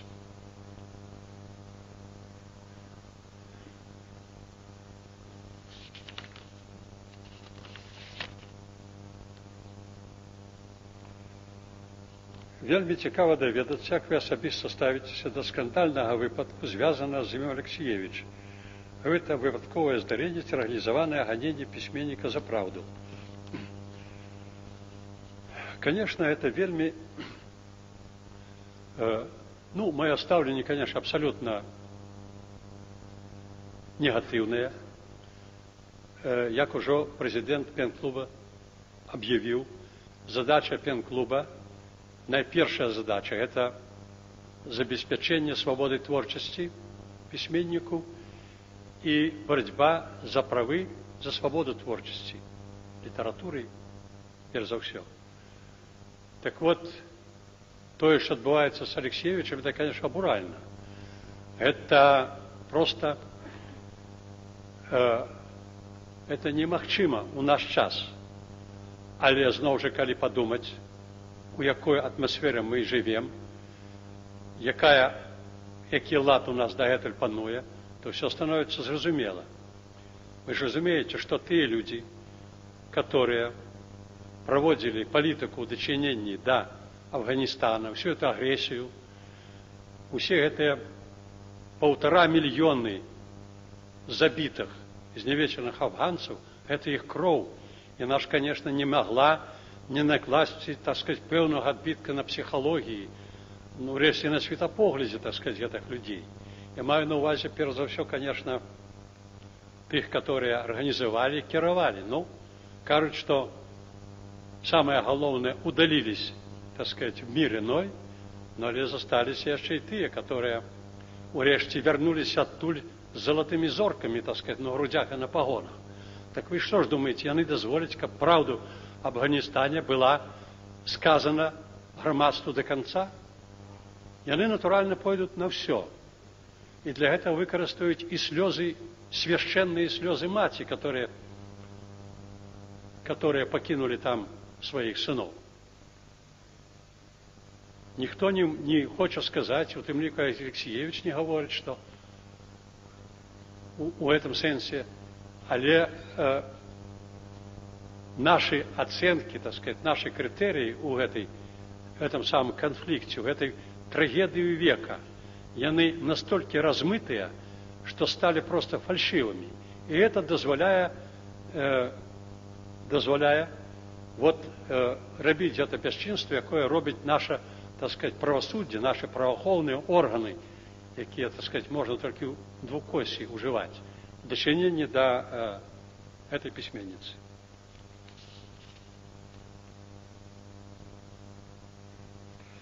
Кем вы хотели стать в детстве? Чи жадали быть письменником? Не хотел.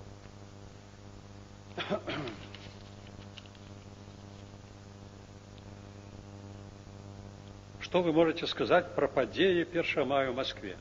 Ну, что ж можно сказать? Все мы бачили, видать, по телебачению, что там отбывалось. Вот.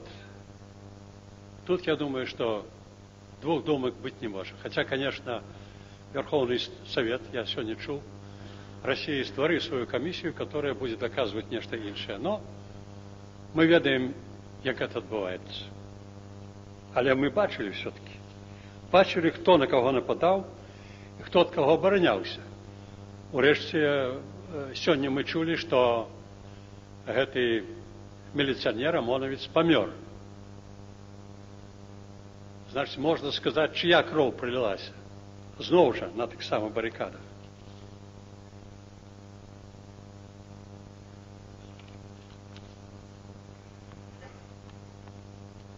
Чому так настойліво звертаєтеся ви тільки до воєнної тематики? Чому ви не пишете про трагедію сьогоднішнього дня? Я звертаюся не тільки до воєнної тематики. Коли ви читали мої твори, там є і довоєнна тематика. Ну, а про сьогоднішній день я ще збираюся написати, або напишуть письменники більш молоді, яны в этом сенсе больше разбираются в теперешнем часе.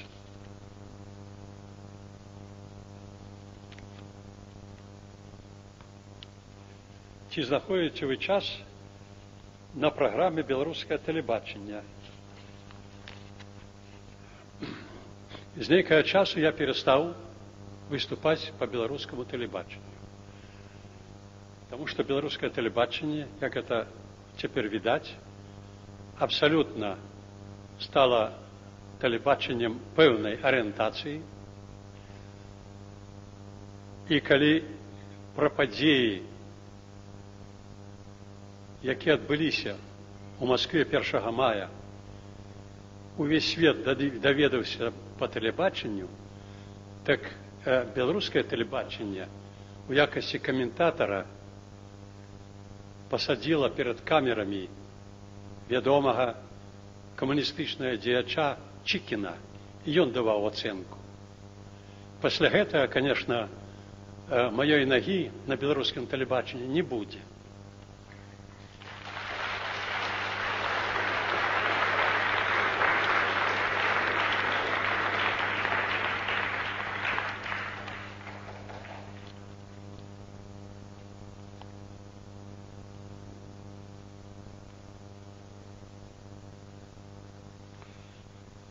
Так, тут написано, что передо мной сидит женщина с пышной прической, але не решается задать мне питание.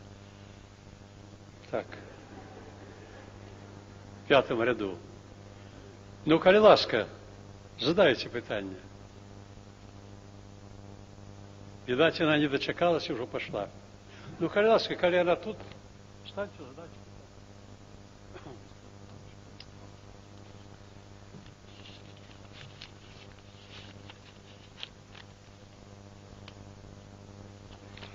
Адкажыце, калі ласка, як вы адносіцеся да сучасных беларускіх рок-гуртоў, напрыклад, да вершаў Лявона Вольскага з гурта «Мроя». Я не надта вялікі аматар рок-гуртоў, але з таго, што я чуў на некаторых імпрэзах, которые праводзіў Беларускі народны фронт, я скажу, што некоторые из этих и их выконание певных номеров робят на меня великое уражение. И я просто в этом сенсе ожидаю им поспеху.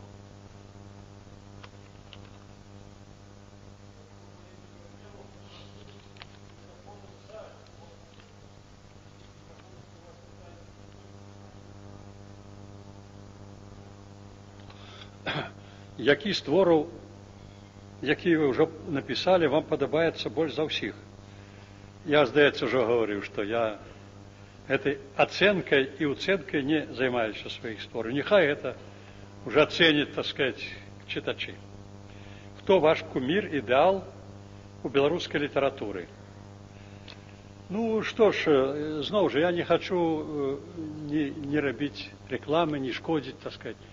Я хотел бы только сказать, что у беларускай літаратуры ёсць вельмі таленавітыя, вельмі здольныя і вельмі сумленныя аўтары, літаратары. І, может быть, не все оценены так, як это належыць. Але, тым не менш, я спадзяюся, што іх імёны застануцца назаўсёды ў гісторыі, так сказать, беларускай літаратуры і, может быть, у гісторыі беларускага вот цяперашняга адраджэння.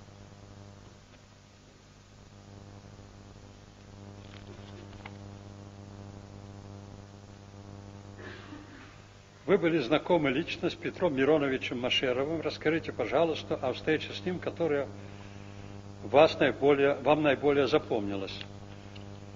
Аднойчы я быў з ім, сядзеў у адной ложы ў тэатры на прэм'ере п'есы «Макаёнка».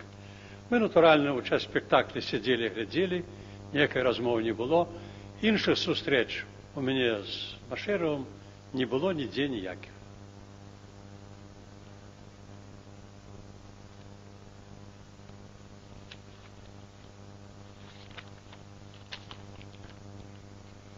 Степаніда і Пятрок для мяне найбольш чалавечныя, неяк па-душэўнаму, цёплыя, родныя з вашых герояў, незабыўныя характары. Пазнаеш у іх сваіх бацькоў, суседзяў, наогул асяроддзя, менавіта беларускае і ў той жа час агульнае. Пазнаёміўшыся з такімі людзьмі, вашымі героямі, адчуваеш сябе больш утульна у жыцці, заўважаеш дабрыню, мужнасць, духоўнае хараство людзей, здавалася б, неприкметных, может, нават замкнёных, панурых. Дякую вам за такія, бо такія творы, як знак бяды, абуджаюць нас, чытачоў, светлае, добрае, прыгожае, з удзячнасці, пажаданнямі творчых поспехаў. Ну, дзякуй за высокую ацэнку. Это, як бачыце, па-першае, не прымушае мае мазгавыя звіліны напружвацца. Па-другое, так сказать, сэрцу прыемна.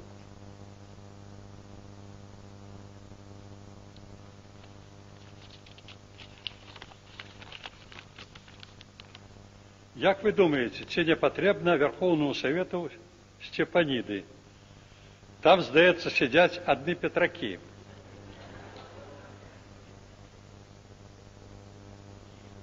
Я б не пагадзіўся.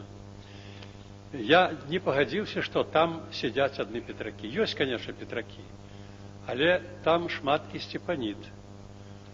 Перш за ўсё, вот я упэўнены, што пройдзе час, пачнуць гісторыкі, палітолагі з такімі цвярозамі, холоднымі галавамі ацэньваць наш час і наш гэты Верховны Савет, і роля апазіцыі будзе ацэнена вельмі высока.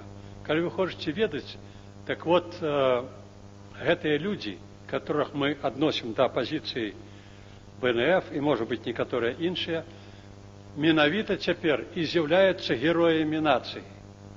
По крайней мере, мы бачым іх барацьбу прынародную, так сказать, барацьбу за шмат што ў галіне, конечно, самых кардынальных пытанняў нашага жыцця, у галіне нашага адраджэння. Іншая справа, што гэтая барацьба не прыносіць плёну.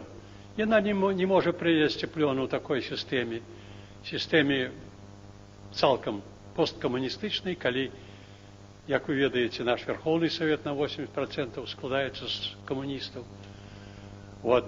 Але тым не менш, вы бачыце гэтую самаахвярную барацьбу. А прычым ўсё іншае трэба ведаць, што апроч тых законаў, которые прымаюцца в Верховном Савете, а іх шмат, яны вялікія, яны увогуле пустыя і непатрэбныя. Апроч таго, праекты ўсіх гэтых законаў выпрацоўваюць, амаль усіх, выпрацоўвае апазіцыя. І гэтыя праекты часта не толькі адвергаюцца, яны нават не абмяркоўваюцца. Это титанічная работа. И поэтому я просто Іншим разом, особливо в наш час, у час, так сказати, як я вже говорив, недостаткової самосвідомості і заніженої політизації громадства, я готовий зняти шапку перед гэтымі людьми.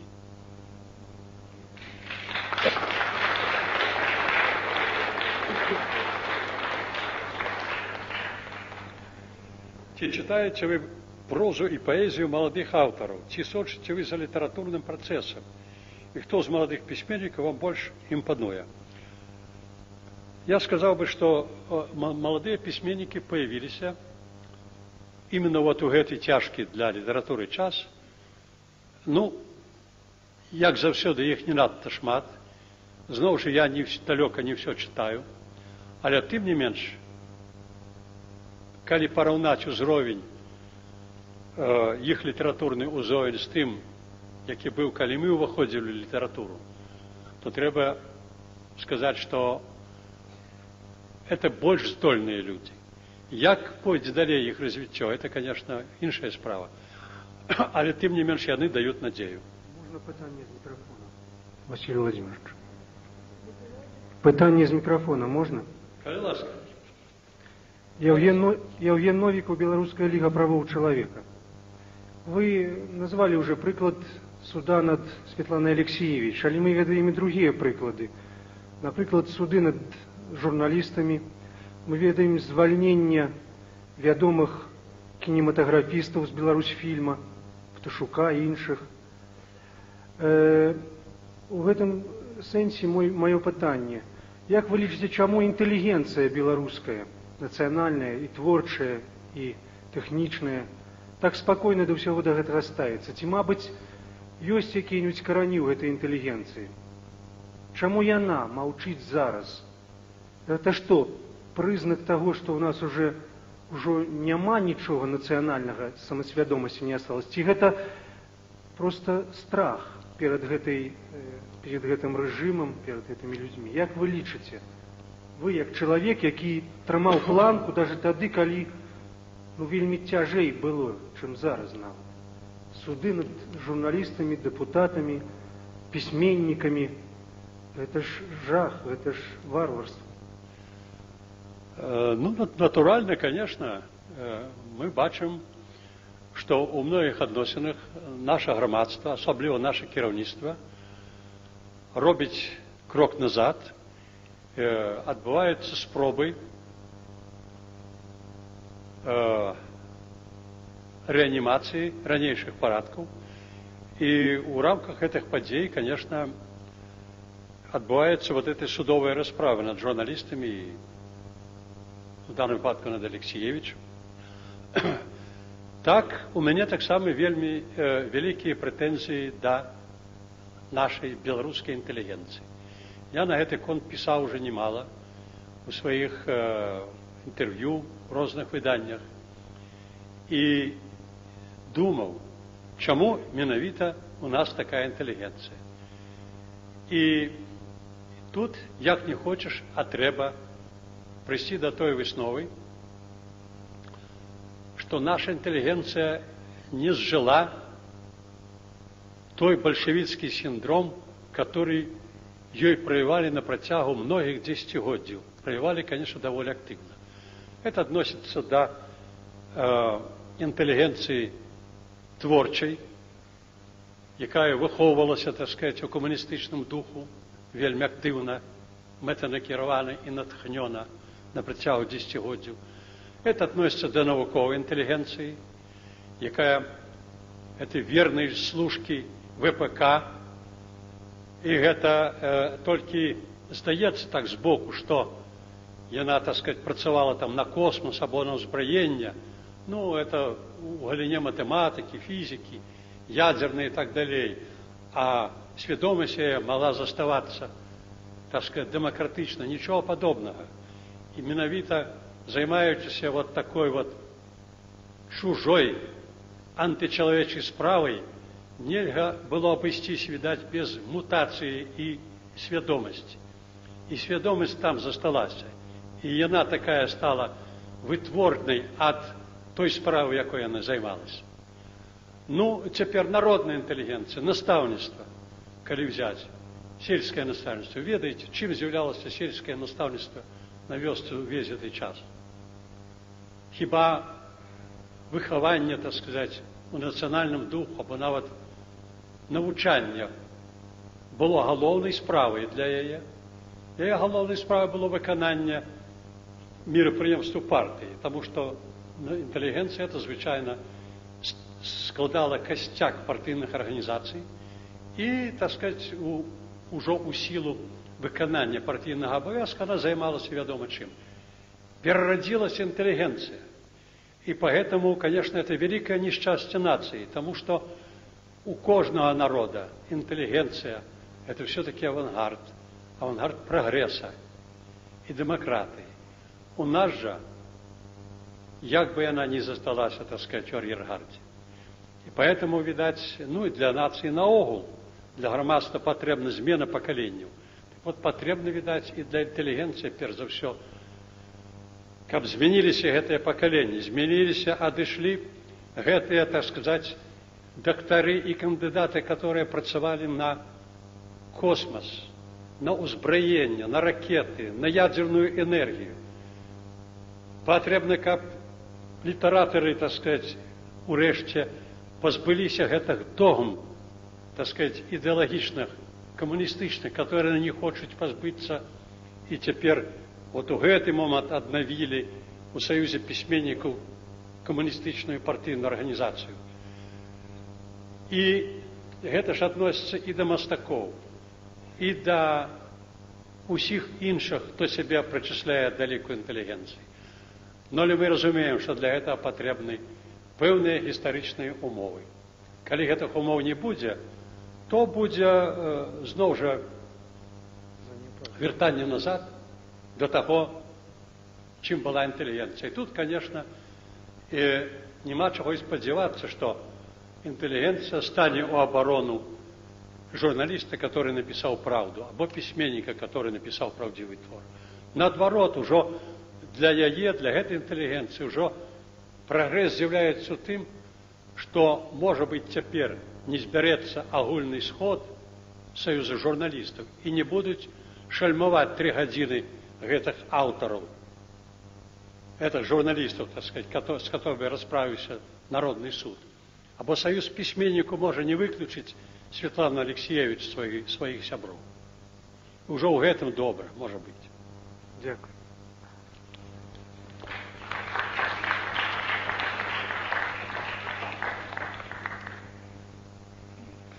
Вы верыце ў адраджэнне Беларусі? Ці не застанецца яно нейкай элітарнай справай, як, напрыклад, цяпер? Вельмі кепска, калі і цяпер это элітарная справа. Ну, відаць, ужо пэўна зразумела, так сказать, і сляпому, што адраджэнне, калі мець на ўвазе культурнае адраджэнне, вельмі залежыць ад адраджэння дзяржаўнасці. Усё залежыць ад сувереннасці, ад дзяржаўнасці нашай краіны. Калі не адбудзецца эта дзяржаўнасць, не адбудзецца адраджэння. Нічога не адбудзецца. Просто яшчэ адзін раз будзе засведчаны той факт, што Беларусь памкнулася, былі нейкія варункі гістарычныя, але нацыя іх не выкарыстала. І ўсё пойдзе, так сказаць, так ішло раней. Трэба будзе чакаць новых магчымасцей. Калі яны будуць? Можно через микрофон. Коли ласка. Василий Владимирович, Семеньков Владимир Никифорович, как вы относитесь к проблеме шестидесятников? Твардовской, Кондратьев, Дорож. Особенно в русской прессе появляется очень много различных статей, которые прямо-таки, вот в моей душе рождают какую-то обиду за этих людей. Мне казалось, что то, что они сделали в свое время, тот уровень их благородства, тот уровень их ума, достоинства, это был определенный этап к движению вперед. Сейчас идет элементы прямого поношения. Сверхрадикал-демократы сегодняшние пытаются изобразить их удивительно, дескать, людьми, которые недозрели, недоумки и так дальше. Вы, наверное, в прессе это встречали. Это, например, для меня очень больно. Я сам великолепно помню, когда ваш роман был опубликован в «Новом мире». И это, собственно говоря, для меня, например, становление уже нового Быкова, когда было мертвым не больно.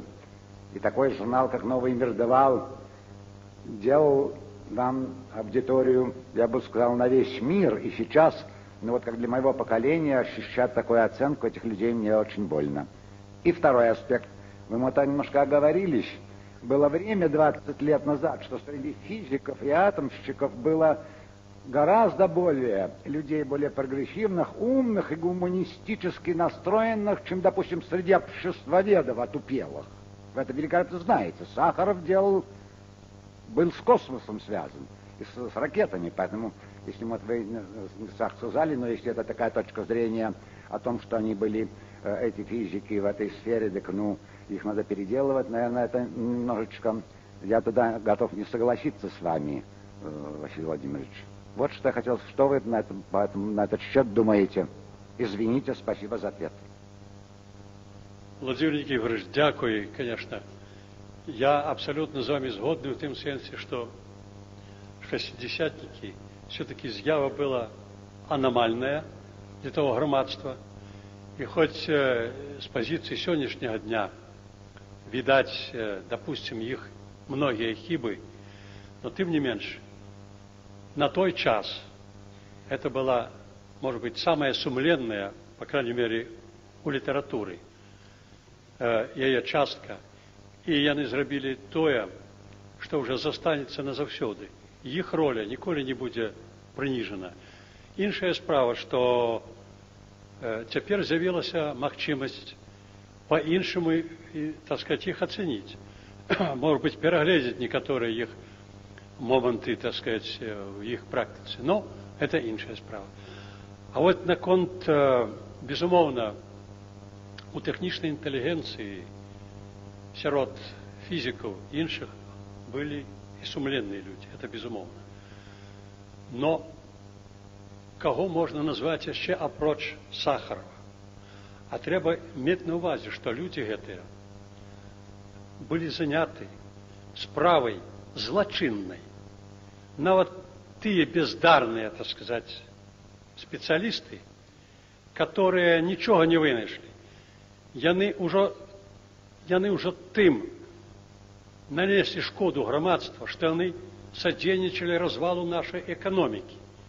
Наша эканоміка развалілася перш за ўсё не з развалам СССР, не ў Белавежскай пушчы яе развалілі. Яе разваліў ВПК. Это ж цяпер вядома. Калі 80% яе, так сказать, прадукцыі нашей экономики шло на узброение, так про что можно говорить, про какую державу? Это коллапс, это гибель. И он бы наступил, этой погибель. Наступила, не на рано, ці поздно. И теперь правильно кажут, что перебудову почала КГБ. Абсолютно правильно. Тому что, як вот учора зазначив, виступаючи на днях, Гайдар, у нас же нема статистики. У нас нема, нават ён, будучи старшынёй Совета Министров, не меў лічбовых дадзеных про тое, колькі, так сказать, чаго и что значыў ВПК. Это просто была пачварная, так сказать, организация экономичная, апроч всего іншага, которая угробила, так сказать, всю нашу экономику, нашей великой краины. Я маю на увазе СССР. І далей існаваць так немагчыма. І именно першы про это забіў трывогу КДБ. І Горбачов, як кіраўнік малады, который меўся пражыць трошки больш, чым пражыў Андропаў з Черненком, ён узяўся за перабудову. І калі пачалі гэты гнілы, так сказать, будынак ператрахиваць, ён разваліўся канчаткова. И в этом не вина Горбачова. Так вот, я хочу сказать, что гэтыя люди содейничали менавіта гэтаму развалу. Гэта увогуле, так сказать, злачынцы усе, хто ў большай меры, хто ў іншай меры. Той, хто займаўся біялагічнай зброяй, ядзернай зброяй, гэта безумоўна. Хто набудаваў столькі ракет, которые цяпер немагчыма як знішчыць. А таксама і тыя, которые читали религийных российских философов, исповедовали, так сказать, демократичную мораль, але атрымлівалі з ВПК высокие, так сказать, и не дуже высокие свои оклады, и таким чином содейничали, так сказать, погибели экономики, и праз усіх мы вот теперь дожились до этого нашего життя. Поэтому вялізная вина лежит на нашей технічнай інтэлігенцыі. Вялізная. Я маю на увазе не толькі беларускую, на расійскую, на ўсёй іншай. Бо ВПК это мы некалі лічылі. Ну, безумоўна, КДБ, советская армия. Это, конечно, такие паразиты, которые привели до знищення, так сказать, нашей экономики. Але яшчэ и ВПК найбольший, самый великий, может быть, в этом сенсе наш знішчальник. Некалі Олесь Адамович яшчэ при Горбачеву говорил, пакуль конверсии, про конверсию говорил, еще Горбачев говорил, все эти планы складались, обмярковывались, ничего не рухалось из места. Адамович сказал Горбачеву, не треба конверсии, не треба ничего робить. Аннулируйте все военные заказы и отпустите усіх этих людей, академиков, так сказать, министров, кіраўнікоў главков, апошніх слесараў з военных заводов, отпустите домов и платите им зарплату ту, которую они получали до этого. Мы будем иметь вялізный прибыток, так сказать, потому что заховаются ресурсы, материалы, электроэнергия и так далее. И это было справедливо. Это не было зроблено тады, этого не робіцца і цяпер. І я гляджу, што праз усе гэтыя самыя перадрагі ВПК выйдзе жывым. І зноў, калі яшчэ нешта зменіцца ў Расіі, у Беларусі зноў гэты фенікс паднімецца і зноў пачнуць клепаць танкі. Бо яны нічога не могуць, а галоўнае і не хочуць.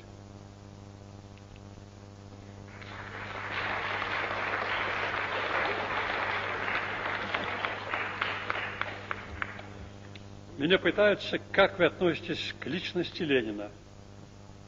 Извините, пожалуйста, тут вопрос насчет ВПК. Может быть, вы знаете, что в Америке 40% от госбюджета идет в промышленный комплекс. Они делают большие поставки. Насколько я понял из вашего вступления в начале, вы поддерживаете Запад. Насколько я знаю, Америка одна из более развитых стран Запада. Вы обвиняете ВПК, так не кажется ли вам странным, что в Америке, где 40% уходит на ВПК, она живет более-менее? Да, так вот, Америка мае такую магчымасць, выдаткоўваючы 40% на ВПК, жыць бязбедна. А мы ж больш выдаткавалі, чым Америка свайго нацыянальнага прадукту. І, калі ласка, вот маем вынік. Няма чаго есці. Затое маем столькі зброі, што невядома, як яе знішчыць. Трэба зноў жа браць крэдыты, што і робіцца. Ці не здаецца вам, што ў нашым грамадстве паняцце нацыяналізм набыло вельмі негатыўныя рысы? Я вам скажу, што нацыяналізм наогул у нас з дапамогай найперш марксізма.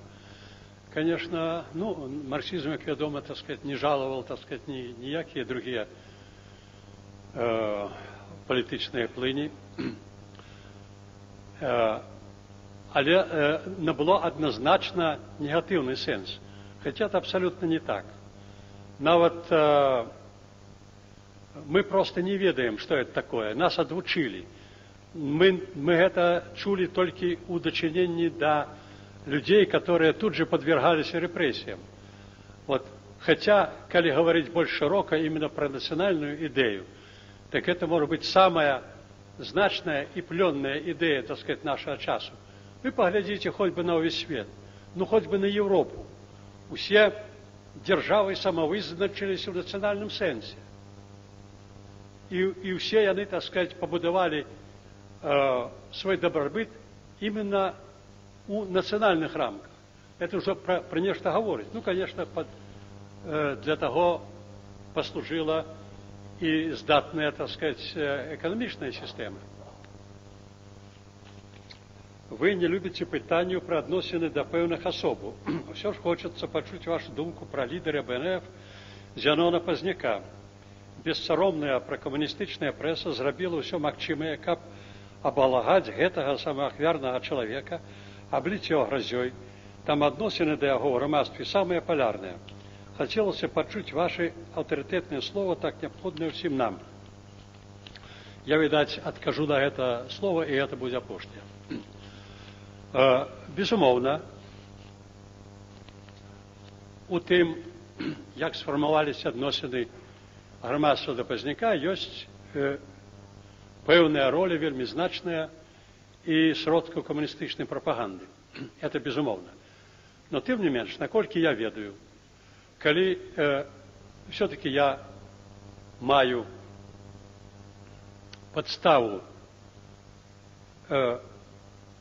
думать, что я трошки нешта разумею у людях, так вот я скажу, что белорусской нации это, мабыць, Бог послал Зянона Пазняка.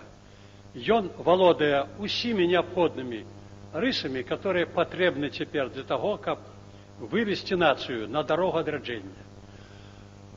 Это не значит, что ён такі милый человек, або такі вельмі разумны.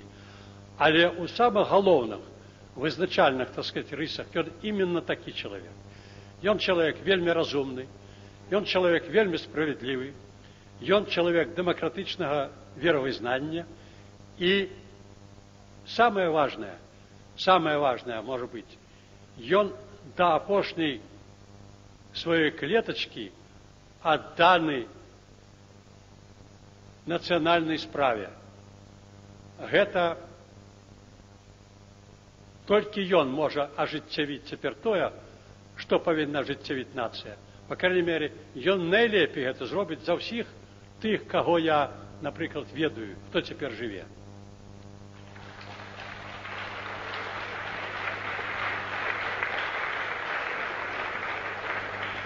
Ну, калі ласка, апошняе пытанне, і будзе все.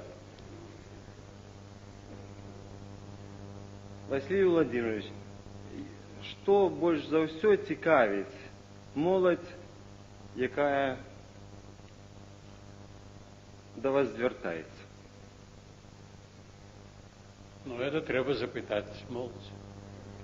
А вам невядома, аб чым яна больш за ўсё, што яе турбуе? Я ж не вяду рэі на тэлебачанні. Мне не задаюць по тэлефоне пытанні. Я вяду спосаб жыцця вельмі прыватны.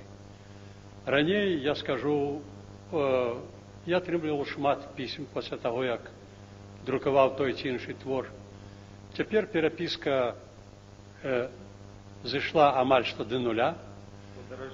І мне цяжка цяпер рабіць такія высновы за моладзь, за чытачоў там, і так далей. Это я просто не ведаю. Дзякую вам за тое, што вас таксама, як усіх добрых людзей, паслаў Бог.